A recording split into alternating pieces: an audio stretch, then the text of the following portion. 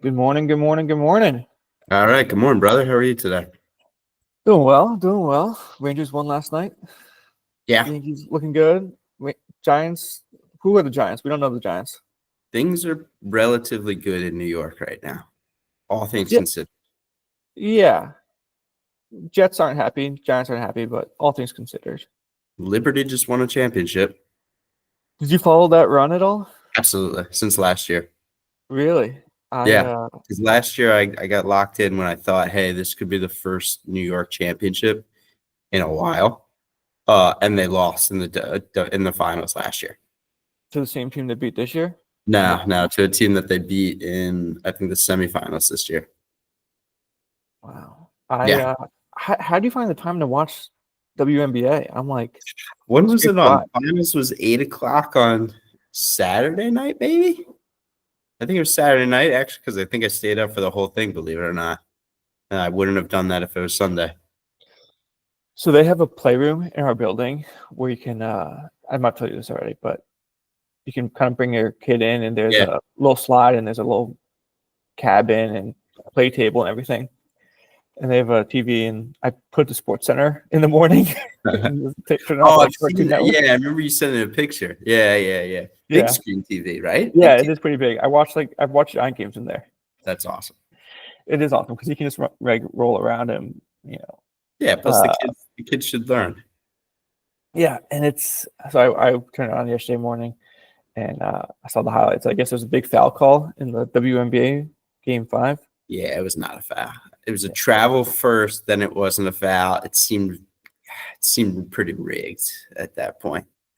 Oh, yeah. No apologies. Yeah. Banner's gonna fly. Parade's tomorrow. Yeah. Banners fly forever. Yep. Parade is New York City tomorrow. All right. You want to get into it? Yeah, let's jump in.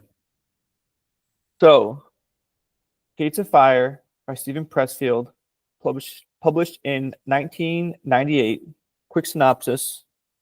Gates of Fire is a historical novel that details the battle between 300 Spartans and the Greek allies against the mighty Persian army. It is told through the eyes of a Helot who serves as a squire to a Spartan warrior. His outside perspective highlights the training, philosophy, priorities, and spirit of this unique martial culture. Brilliant book. Is this your favorite book? Yes. I was thinking about it a lot. It is. Readability. I read this book once a year. Speed. I think I remember reading it in like 4.5 hours on a flight one time. Storyline, like you name it, everything about it. I named my daughter's middle name from one of the characters in the book. What's your daughter's middle name? Areti. Really? Yeah. That's what does that mean? Because I saw that I was listening to a podcast and they talked about it. Arete is something else. It means something, correct? It means moral. Is it moral drive or something like that? Moral excellence. Yeah. In terms of realizing one's potential. Yeah, that's awesome. I guess I need that podcast. That was where they talk about it. Yeah, and I mean the character in the book is just everything you want a woman to be. Maybe the best character. Up there for sure. Yeah. And definitely, I'm kind of go through the book, but her turn or her, the plot that hinges on her actions really gets the book into fifth gear.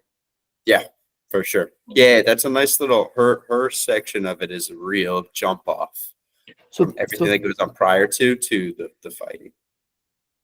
I would say this book has no lows.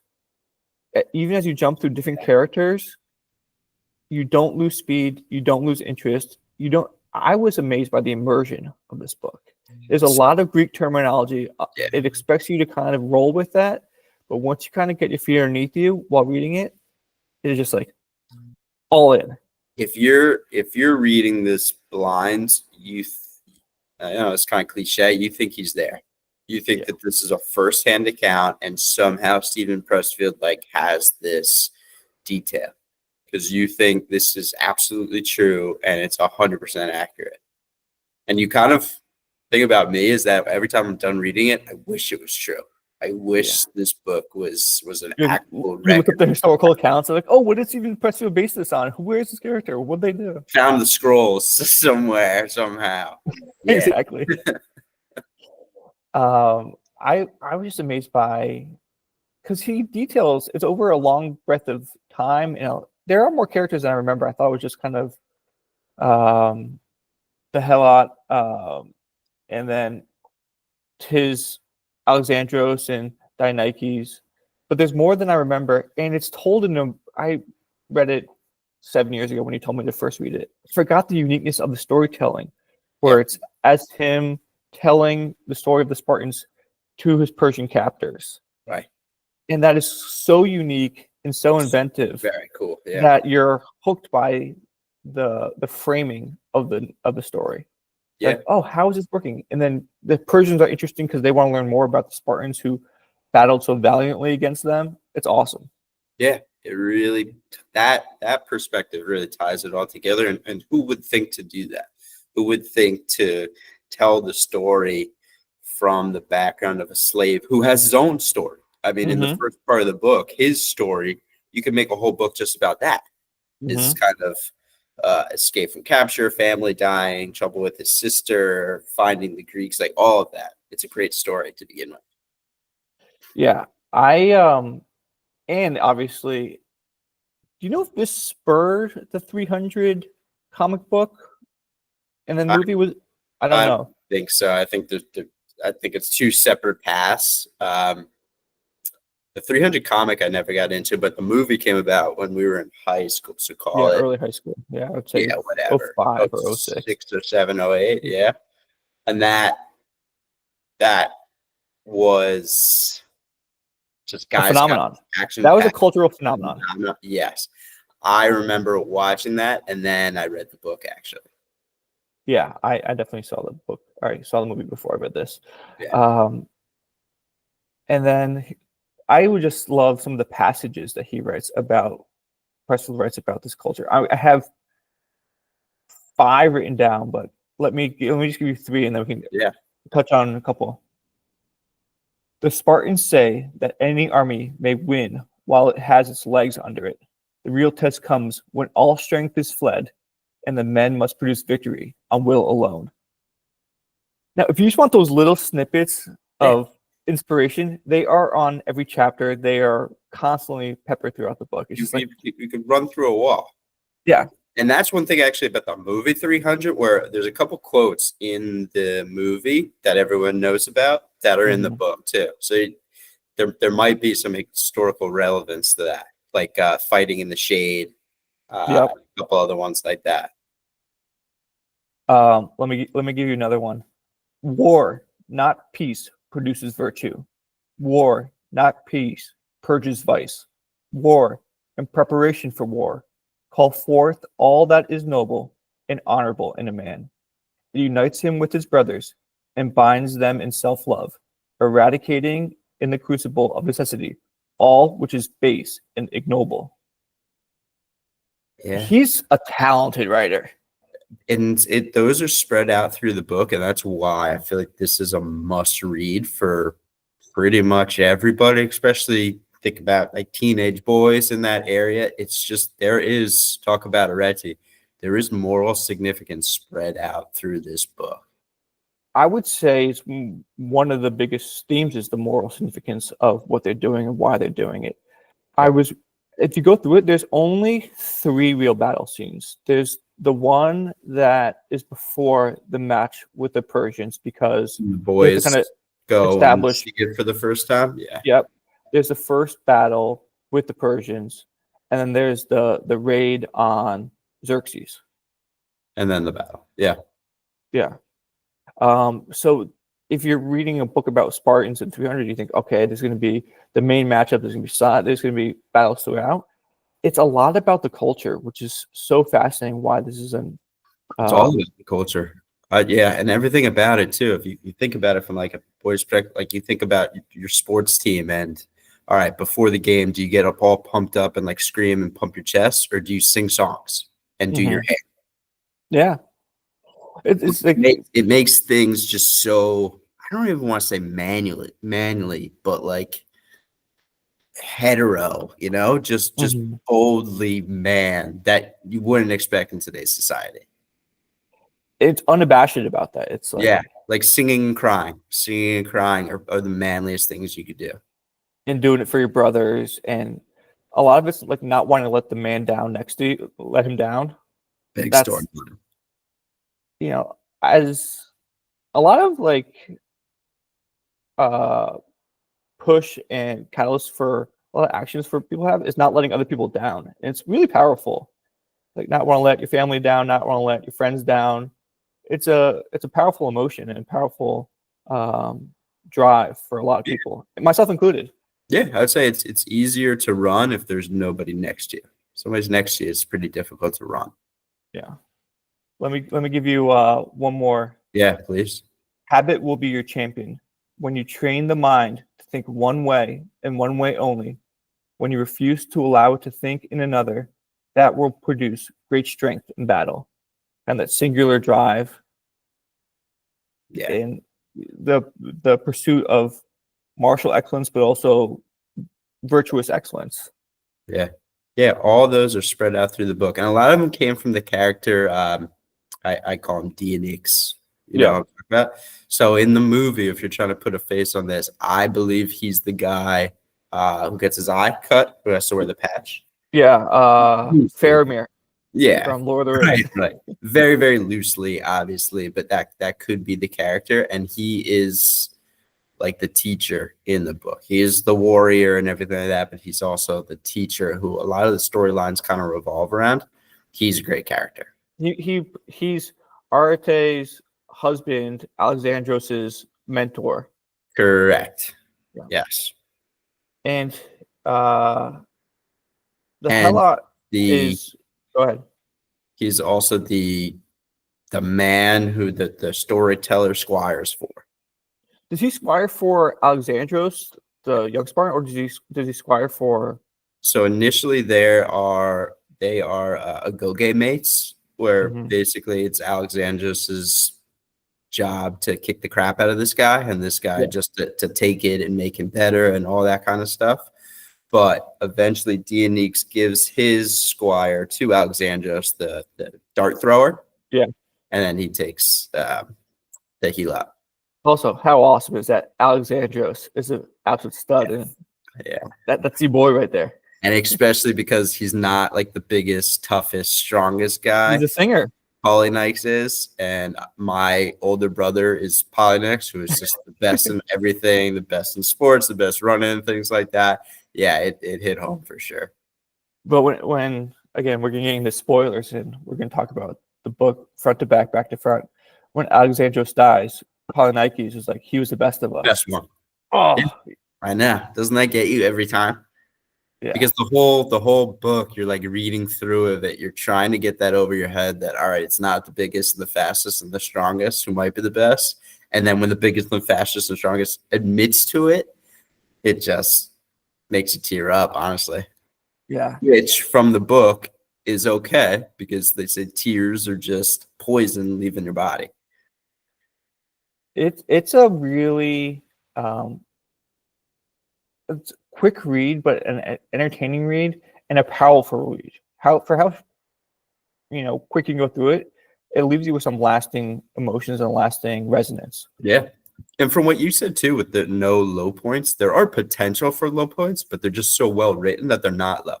Like if you think about when the Helot is going to like see his sister for the last time, and the Mhm. two wives like set the whole thing up. Even that was like an up scene. Like that didn't have any action. That had the potential to be so down, but even that was so interesting and quick to read. What happens with his cousin or his sister?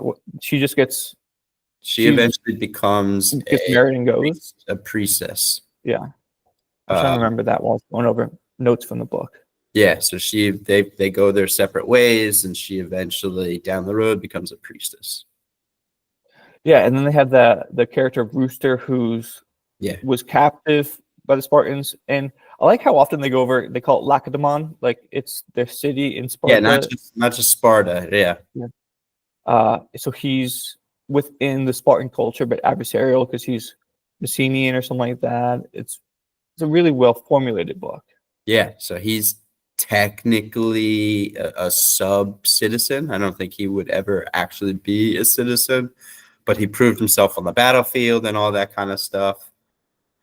And then that storyline leads to the part, which is one of the strongest parts of the book, is when the woman Arete has to speak on the behalf of him and his child in front of all of the Spartans, and it's just epic. It's just absolutely epic. Yeah, let's get into that. So Rooster has a son. Yeah. And as Leonidas calls his 300 Spartans, all 300 must have a male heir. And one of the main characters, Dionysus, cannot join up with this 300 of the knights because he has 4 daughters. And Arete, his wife, claims that Rooster's son is actually Dionysus' bastard son. So And therefore bringing dishonor upon herself. Yeah, the reason she did it is twofold. Also, it's one, because the kid was actually in the line of her brother, who was this great Spartan, number one. Rooster is her brother's bastard. Correct. So she did it for that reason, number one. And then that led to the repercussions of her husband eventually being included as well. Yeah, it's a great way to portray the culture of honor and like duty and sacrifice in one scene. And one of the best parts about that is they say, like, do you know, after maximum effort, whether you're on the field, whether you're at the gym, when you just convulse, your body just shakes. They say in the book that happens to her after speaking, and all the men were just like in awe. So these men who fought, died, suffered next to each other are awed because of someone public speaking. Yeah. Which I think is such a cool point and such a cool storyline. Yeah, and she's sort of a mentor to the hell out as well. Yeah, for sure. She's a little sneaky, a little sly. She kind of understands what's going on behind the scenes. She's a great character. And then that kind of kicks off the second half where they go to war. And I just love the kind of like what you said, the preparation for war, because there are some fantastic battle scenes, but a lot of it is the attitude and the perspective of what war gives men and their culture as a whole. Yeah, I think their word for war was work. Yeah. So it's like, yeah, let's get our lunch pail, put on our hat, and we go to work today. It's not like we go to war. It's, hey, we go and do our job. Yeah, I think they call it like plow the field. Right, plowing, yeah. Yeah. So it's like that, except it's killing and slaughtering and fighting. It's incredible. And even you saw the dichotomy between how the Spartans conduct war and how the Raiders, which does the Helot have a name in the book, or is he just referred to the Helot? Yeah, he does have a name. I'm just forgetting how to pronounce it and say it right now. But when his village is overrun by Raiders, right, in the first scenes, you kind of see how they conduct war with their viciousness and pillaging and raping of the citizens, and to how the Spartans conduct war, which is like meticulous, methodical, industrial. Yeah, it is pretty amazing, especially if you look at like actual Greek history. I mean, Sparta, you would think it was this dynasty that lasts ages and ages and ages, but it didn't. It was a small city-state amongst many other city-states that had a few moments in time, but eventually fell as well. You would have thought that Sparta is like this great like country and nation that lasted for ages. It didn't. Yeah. Xiones. Yeah. And which is kind of I don't know the truth about this, but apparently Sparta eventually allied with Persia many years later. So I think what happens, at least the little research that I did, this is in real life, not in like this fictional. Yeah, is that they eventually succumb to what all things succumb to, is they just got too comfortable. And so once they had this initial thing, money started coming in, work wasn't as important. They started losing some of those values, and eventually that turned into what I always call is sloth. It's the sin of sloth. It's just Yeah. basically laziness, and that's what happens to kind of all civilizations when they come up. You have a period where the lowest, you come all the way to the top, and then at the top, where do you go? That's a dark thought for our current times, and It is pretty dark thought. It is dark thought. of, on a major world power. And that's not a morally bankrupt society either. That's a No. Spartan society Yeah, with laws. Who are we? Oh, we'll be fine. This is fine. This is good. We're Now also missing one of the biggest. Well, there's just so many quotes throughout it, but one of the biggest ones also is when they go off. It's Spartan, return with your shield or on it. Yeah. Just knowing that the best thing that you could do in your life, and you're trained as a kid, the best thing you could do for your life is die for your country. Yeah. I also love like how after the first main battle they talk about all the injuries they have. It's like this guy's stabbed through the leg. This guy's arm is hanging on by a tendon. This guy eyes muscle out, sheared from the bone. Yep, and they all wrap up and go again. Yeah, it is. It's amazing. Well, and that again ties it into it also. So obviously people weren't there, but this happened, and war during those time periods, it wasn't like it didn't last for like a week. Most of the time, it lasted for like a work day, like 8 to 24 hours, whatever it was, and that's what it was. It was a grinding effort with cramps, if you can imagine it, and all those types of things that just make war at that time probably one of like the most gruesome individual days in history.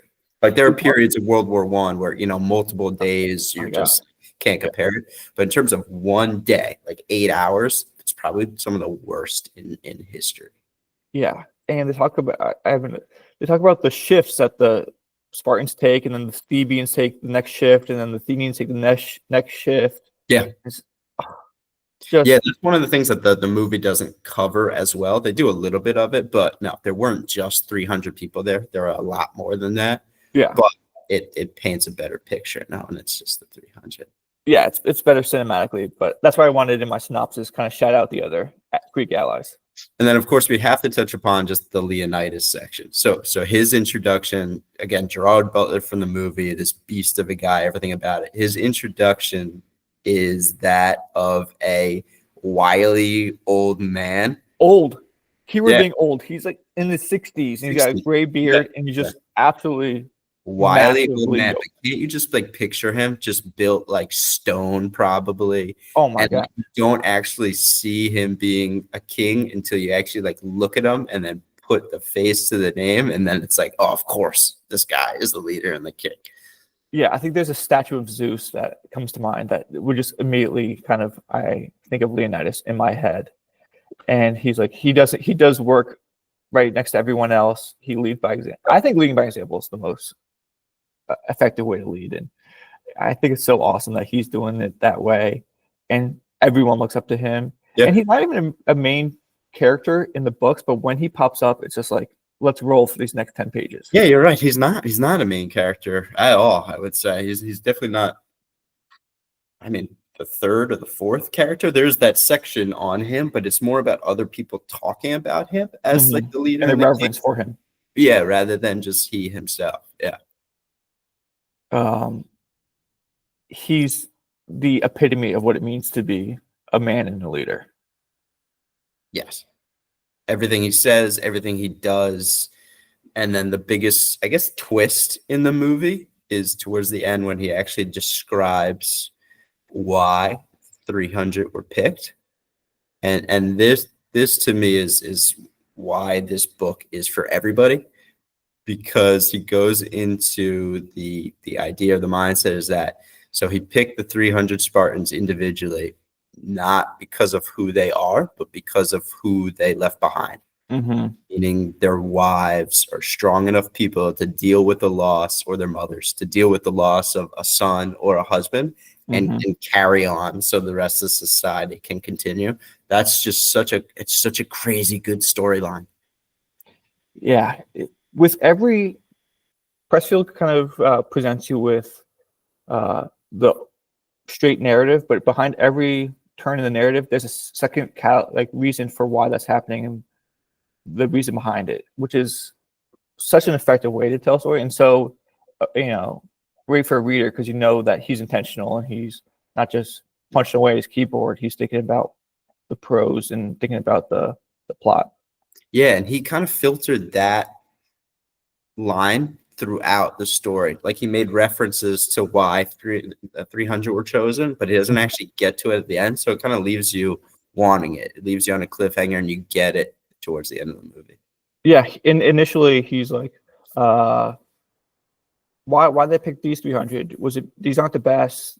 These Right. aren't the oldest. They're not the youngest. Like, okay, it's a self-contained army, so that the strongest hold up the more inexperienced and stuff like that. So they're kind of guessing why he picked them and the reason they're given, and then he sprinkles it with the final revelation later of who will carry on the legacy of these 300.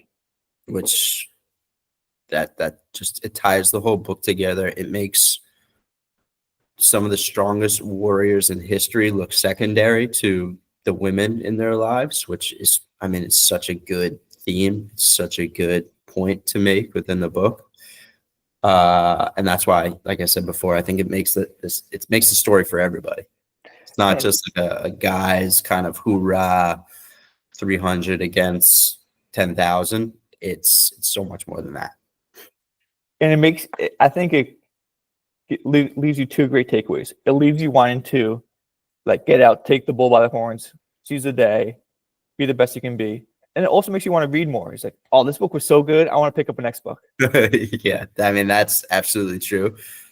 Specifically, you want to read more books by him also, because he just makes it so realistic, so much that you want it to be true. Have you read his Alexander the Great book? Yes. It's good. Not as good as this, but it's pretty good. It's nothing's good as this. I read several of his books. They're great, but this one would just be hard to top. It's phenomenal. Let me I want to keep reading some more. Let me give you one last quote, and then we can kind of give our final thoughts on the book. And Yeah, man. Fear conquers fear. This is how we Spartans do it. Counterposing to fear, of greater depth of fear, that of dishonor, of exclusion from the pack. Yeah, his mindset into the warrior, and that's one of his other books. I think it's called Warrior Ethos, maybe, where he specifically tries to get into the ethos and the mindset of what it means to be a warrior. That's the perfect sentence for it. But how does he know that? How does he figure this out? Did he talk to people? Did he get to know soldiers and things like that? The research that he did on that type of level, the level of the things we hold inside that we do not talk about, he finds and he puts into the book, and it gives it that moral significance. It's just more than any other book. It's like a philosophy book, but so much more than that. Yeah, I think that's a really good way to put it, because there's a lot of philosophy. Yeah. Because when you pick it up, you're probably like Gates of Fire, Blood and Guts, Smashing, Shield and Sword, rack them and stack them. But it's a lot of philosophy, a lot of,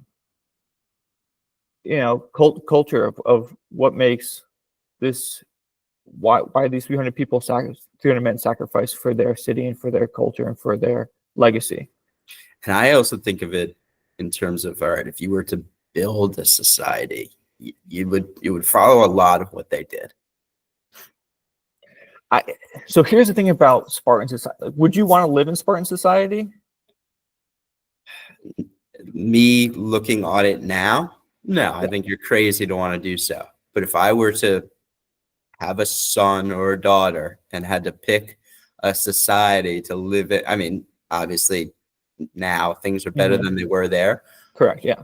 But I think that society has the potential to create the best outcome. Yeah. From Steven Pressfield's writing of it, knowing that this is where the fiction and the history kind of break apart. We don't know exactly what's there, personally good. Yeah, we're not historians. Steven Pressfield's writing of this society, it was pretty close to ideal. Okay, so if we take it, would you want to live in this fictional Lacedaemon Spartan society? For sure. Yeah, a lot's demanded of you, and if you don't cut the mustard, Yeah, it's not an easy life. It's not cushy or anything like that. But what appeals to me the most of it is just that you go through your life without having the type of like crippling fear and searching that most people do, because it's such a young age. It's just instilled in you that this is work, we work, and it's the greatest thing you could do. there's no frivolity. Yeah. Yeah. No frivolity, no bells and whistles, no competition in that way. Yeah, and a lot of this was where men could do martial training and pursue these endeavors. Was a lot of the helots were just doing all the manual labor. Slave workers, people who are sub society. Yeah, absolutely. I had tons of that stuff. Yeah, the stratified societies touched upon in this book, and it's super interesting. Yeah, I obviously love it. Couldn't rate it high enough. Love it. So speaking of rating, want to debut kind of just a rating system, and we'll give our thoughts on the book, and then here's what I'm thinking. We'll just give it like hypothetically. This is not related to this book. Say we give it a 6.2. So we put it 6.2 and we put it in a list, and then 6.2 is obviously above 6.1 and below 6.3, and we just make overall then a fiction nonfiction list. Yeah, sure. All right. So keeping that in mind, and also keeping in mind that we're starting off with some of the best books that we had picked. So we picked our top 10 and we're kind of going through each of those. So these are the top of the top. These are some of our best. This one is it for me. This is as high as it gets. This is a 10. 10 out of 10. Yeah, I just can't find fault with it. Oh, okay. Before I give my rating, how are we going to, because we're both going to have 2 ratings, are we going to average them and then put it on a list, or you want to do Matt and Alex list? Yeah. No. I think we would both do a rating and throw it on the list, and then average and round up. Or okay.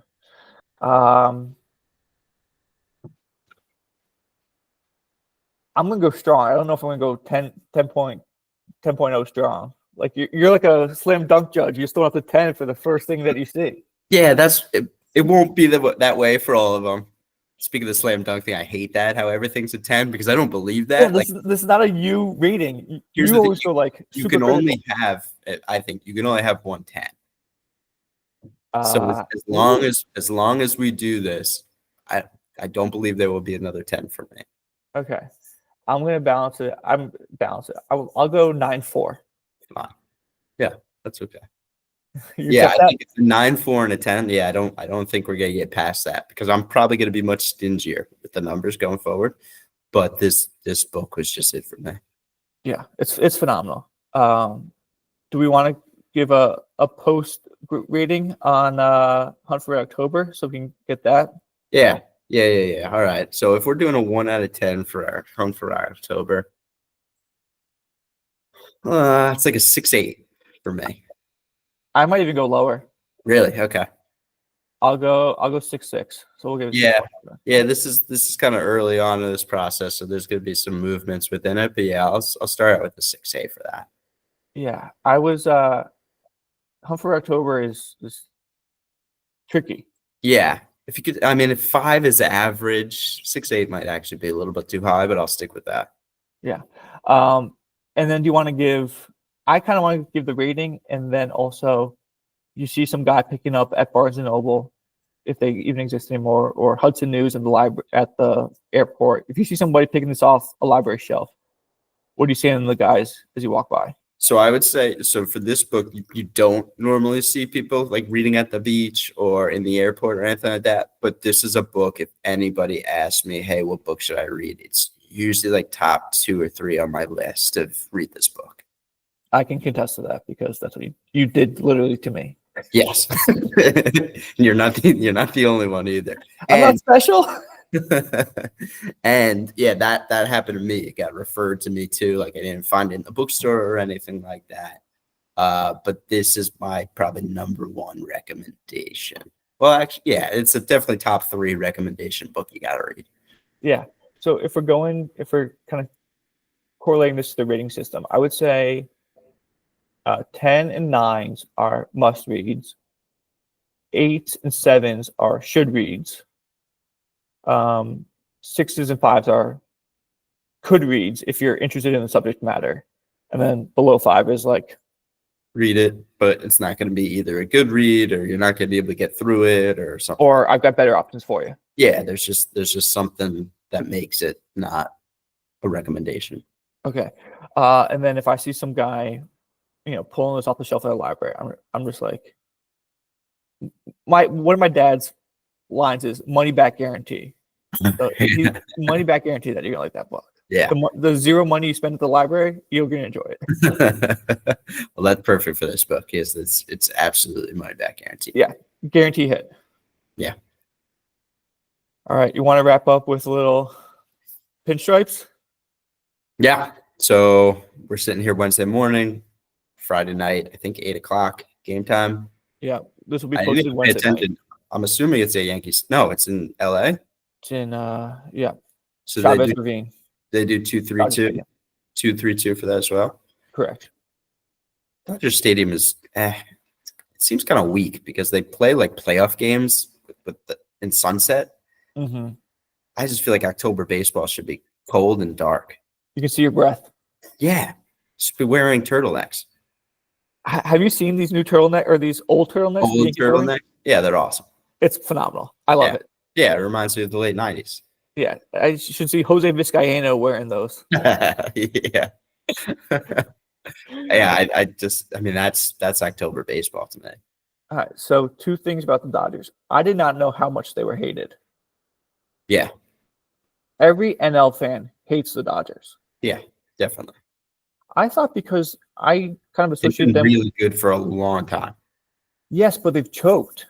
Yeah, but They have one World Well, Series in enjoy that. 2020. I think people enjoy that. Like their haters enjoy that. But I would think the haters would be less intense because this team hasn't really gotten over the hump. Nah, because they beat the piss out of them for 162 games. And then, like, you get that. So it's like, oh, thank goodness they choke, because otherwise this would really, really be the worst. Yeah, that's fair. So that's the first thing. Second thing, I have no idea about any of their pitchers. I've watched the Mets series to do some advanced scouting. Love it. Yep. They have names a couple of names that you'd recognize. So you'd recognize hearing about Yamamoto. You'd recognize hearing about a couple of the other guys. They were spotty against the Padres and against the Mets, where a couple innings they have absolute no-hit ball that's like nuts, and then a couple innings they kind of unwind a little bit. This series, I think, from what everyone says, is going to be a war of attrition. Neither team swings. Both teams take walks. Is Kershaw pitching or is he injured? No. He's injured? Yeah. Yeah, they have three starters. I forgot the third's name. They've got 3 like top starters, and then in the last game against the Mets, they actually did a bullpen game. So Yeah, I know they've been doing bullpen games. That was game 6. They did a bullpen game, actually. Yeah. Yeah, this is kind of with having a kid. I've like all my sports watching has been condensed to the teams I follow. Yeah. It's basically Yankees, Rangers, Giants, which that's going to fall off, and Knicks when I can. Yeah. Oh no, baseball definitely. I mean, there was a time where I can name everyone on everyone's team and give you their batting stance. Yeah, I'd watch Sunday Night Baseball, and it was like the Cardinals versus the Cubs, and I would be locked in. And then you'd watch SportsCenter for 3 hours the next day. Those days are long gone.